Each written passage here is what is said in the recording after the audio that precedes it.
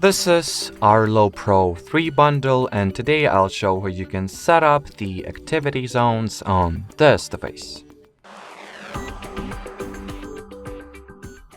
So to start, you will need to take your phone, launch the ARLO Secure app, go into the devices section, select your camera, open its settings, and here enter the activity zones section.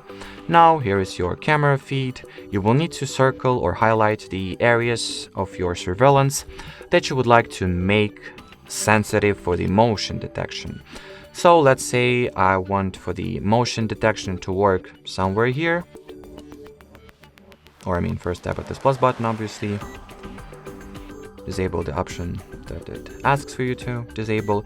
And now use this mask to highlight the area that you would like to receive the motion alerts from. Like this area, for example. So then, of course, do not forget to save the changes. And as you can see, you can add many zones here. So that'll be it for this video, guys. Thanks for watching and bye bye.